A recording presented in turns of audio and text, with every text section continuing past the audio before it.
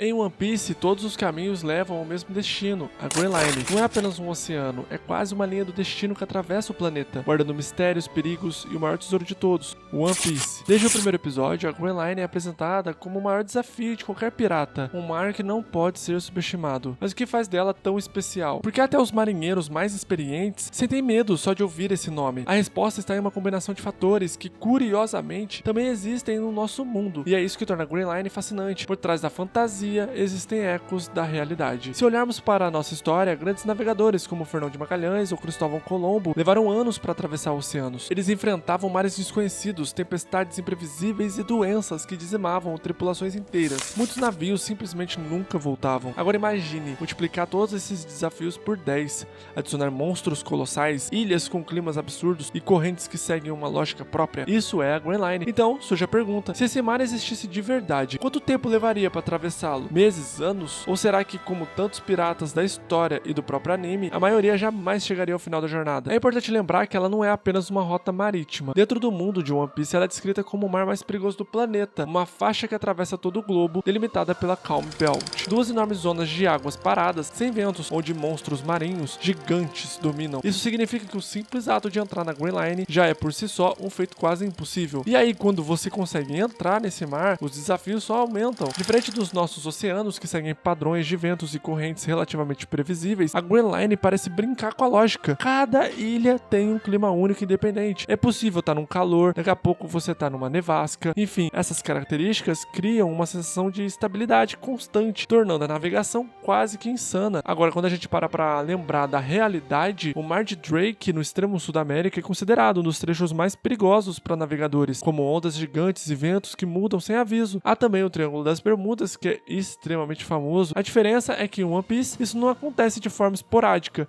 É a regra. Por isso, para passar pela Grand Line não basta ter a experiência. Os piratas precisam de um instrumento, tipo o Log Pose, que é uma bússola que ajusta as correntes magnéticas, únicas de cada ilha. É um detalhe que mostra até a geografia daquele mundo, que se recusa a ser domada. E aqui tá um ponto curioso. Essa ideia não é tão distante assim da realidade. Alguns navegadores antigamente dependiam de estrelas, sol e de instrumentos como o astrolábio ou o sextante para poder se orientar. Uma bússola comum às vezes não bastava por causa das variações que lá tinham. Agora, falando sobre Grand Line, ela não é somente um mar, ela é literalmente um personagem dentro da história. Ela é imprevisível, ela é cruel, mas ela é essencial. Ela é o grande filtro que separa os aventureiros comuns daqueles que realmente têm chances de se tornarem lendas. Uma das maiores perguntas sobre a Grand Line é, afinal, qual que é o seu tamanho? Embora o One Piece nunca nos dê números exatos, o que sabemos é que ela circunda o mundo inteiro. Ela tem uma faixa contínua de oceano que só pode ser cruzada seguindo o rumo de ilhas. Isso já nos dá uma pista. Atravessar a Grand Line não é apenas navegar em linha reta, mas seguir um trajeto cheio de desvios. Se compararmos com a Terra, a volta completa ao globo pela linha do Equador é de aproximadamente 40 mil quilômetros. Durante as navegações, na era do Cristóvão Colombo e do Fernão de Magalhães, como eu já citei, alguns percursos de proporções semelhantes podiam durar anos. O caso mais emblemático é justamente o de Magalhães. A sua expedição, quando ele fez, durou quase exatamente, 3 anos para dar a primeira volta completa no planeta. Agora guarde essa anotação. Viagens daquela época aconteciam em mares onde os ventos, por mais desafiadores que fossem, eles tinham certos padrões reconhecíveis. No Atlântico, por exemplo, navegadores se apoiavam nos chamados ventos alísios, que sopravam em direções estáveis. Agora, na Grand Line não existe essa previsibilidade. Cada ilha funciona como um ponto obrigatório de passagem, e cada uma delas pode significar essa pausa longa, seja para reabastecer, reparar navio, ou sobreviver a um ambiente hostil, né? E aí a gente chega na conclusão. Atravessar a Grand Line pode não ser pensado assim dessa forma apenas como uma viagem em mar aberto. É na verdade uma jornada intercalada por dezenas de escalas, cada uma com seus próprios desafios. Enquanto o navio europeu do século XVI poderia em condições ideais cruzar um oceano em alguns meses, na Grand Line isso aí se multiplicaria por 2, 3, quantas vezes for. E isso acontece exatamente porque cada parada adiciona incerteza ao relógio da aventura. Agora vamos falar sobre o fato assustador que a Grand Line é tão grande, então os obstáculos